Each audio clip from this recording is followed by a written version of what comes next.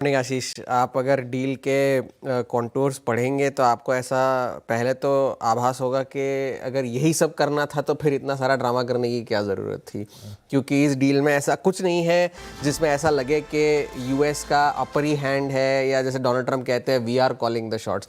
Deal के contours आपको सुनाते हैं, ये काफ़ी सारे मीडिया आउटलेट्स ने रिपोर्ट किया है। ये और बात है कि डील अभी तक साझा नहीं हुई है, लेकिन काफ़ी सारे मीडिया आउटलेट्स ने डील को एक्सेस किया है और उससे रिपोर्ट किया है।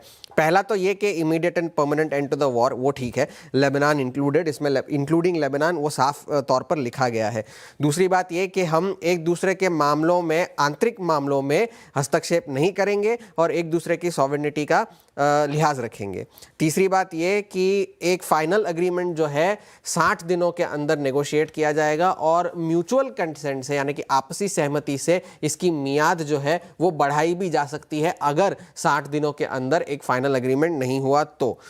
चौथी बात यह कि यूएस जो है अपना जो नेवल नाकाबंदी है वो एमओयू साइन होने के बाद तुरंत प्रभाव से हटाएगी और उसके आसपास, स्ट्रेट ऑफ हॉर्मुज के आसपास जितने भी इलाके हैं वहां उनकी जो फोर्सेस है वो 30 दिनों के अंदर जो है वो विड्रॉ कर ली जाएगी।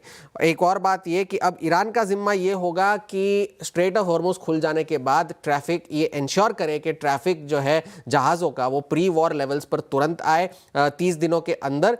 ये बात ईरान की तरफ से उनका जिम्मा है। और एक और ये $300 बिलियन की जो बात चल रही थी ना, वो पॉइंट सबसे ज्यादा जरूरी है और वो मैं आपको वर्बैटिम पढ़ के सुनाना चाहूंगा क्योंकि उसमें वो एम्बिग्विटी बहुत ज्यादा है। The United states undertakes together with its regional partners to create a comprehensive plan agreed upon by both parties for the rehabilitation and economic development of Iran while ensuring financing of at least $300 billion. The implementation of as part of the final agreement will be formulated within 60 days. अब इसमें ये साफ नहीं है कि ये $300 billion आएंगे कहाँ से। ये कहा तो ये जा रहा है कि यूएस और उनके रीजनल पार्टनर्स जो है फंडिंग एक्सेस देंगे रिहैबिलिटेशन के लिए, रिकंस्ट्रक्शन के लिए। तो ये जो बात डोनाल्ड ट्रंप कह रहे हैं कि $300 बिलियन नहीं दिए जाएंगे या कुछ नहीं होगा, वो बात गलत है, वो नहीं होना है।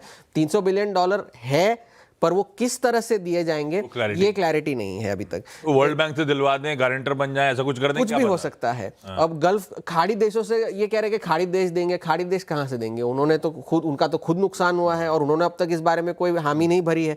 एक और बात यह कि ईरान किसी भी तरह का परमाणु हथियार नहीं रखेगा, वो ठीक है, स्टेटस क्वो रहेगा जब तक फाइनल एग्रीमेंट नहीं किया जाता। ना यूएस कोई सैंक्शन लगाएगा, ना ईरान जो है अपने परमाणु प्रोग्राम में कोई चेंज करेगा। आखिरी बात ये कि सभी फ्रोजन एसेट्स ईरान के जो है वो अनफ्रीज किए जाएंगे। जो $25 बिलियन के जो एसेट्स फ्रीज किए गए थे उसे भी अनफ्रीज किया जाएगा और साथ ही साथ ईरान के तेल और उनके पेट्रोकेमिकल प्रोडक्ट्स और डेरिवेटिव्स के एक्सपोर्ट्स पर भी वेवर दिया जाएगा। ये इस डील का हिस्सा है।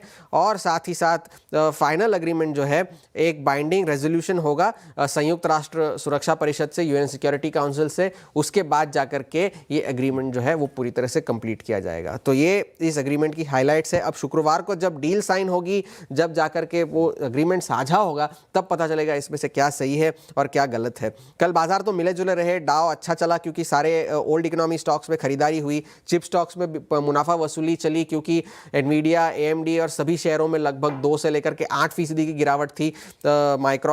इंटेल में कल 8.5% की गिरावट थी और वो इसलिए भी एक फैक्टर ये भी हो सकता है क्योंकि स्पेसएक्स में जो है खरीदारी जारी है। एक वक्त पर तो कल स्पेसएक्स 15% ऊपर था। अमेजॉन के ऊपर मार्केट कैप निकल चुकी है, माइक्रोसॉफ्ट के ऊपर भी निकल गई थी इंट्राडे, फिर जाकर के स्टॉक थोड़ा सा कूल ऑफ हुआ ऊपर इस तरह से।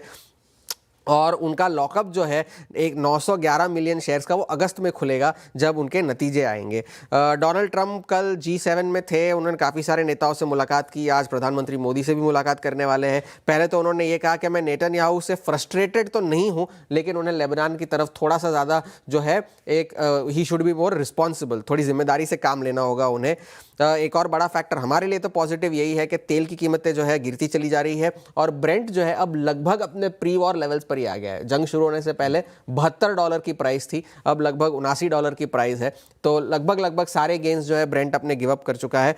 और कतार ने कल एक बड़ी अनाउंसमेंट करी कि स्ट्रेट ऑफ हॉर्मुज खुल जाने के 1 महीने बाद LNG आउटपुट का आधा हिस्सा जो है वो रिस्टोर कर दिया जाएगा और 2 महीने के अंदर जो है 80% उत्पादन जो है फिर से बहाल हो जाएगा। ये कतार ने कल अनाउंसमेंट की। आज का सबसे बड़ा फैक्टर फेड का डिसीजन होगा। क्या फेड आज रेट बढ़ाएगा? उसका जवाब है नहीं, क्योंकि लगभग स्टेटस क्वो पॉलिसी का ही 100% अनुमान है। लेकिन केविन वॉर्श जो है वो शायद डॉट प्लॉट जो उनका जो होता है प्रोजेक्शन का, उसमें शायद वो हिस्सा ना ले, क्योंकि वो पहले भी कह चुके हैं कि ये डॉट प्लॉट वाली चीज मुझे पसंद नहीं आती, क्योंकि इससे फेड की जो है डिसीजन मेकिंग कैपेबिलिटी वो कम हो जाती है, क्योंकि हमें फिर एक दायरे में चलना पड़ता है। तो अगर ये इकोनॉमिस्ट ने भी चिताया है कि अगर केविन वॉर्श इसमें हिस्सा ना ले तो बाजार को शायद एक गलत सिग्नल जाएगा कि एक हॉकिश टिल्ट अगर फेड ले रहा है तो वो बाजार को बताना नहीं चाहते। तो फेड का आज का फेड का सबसे बड़ा ट्रिगर तो यही है। आज कल इसके बारे में हम चर्चा भी करेंगे, लेकिन शुक्रवार को जब डील होगी और उसके क्या हाइलाइट्स होंगे वो आगे चल के सबसे बड़ा डिटरमाइनिंग फैक्टर होगा।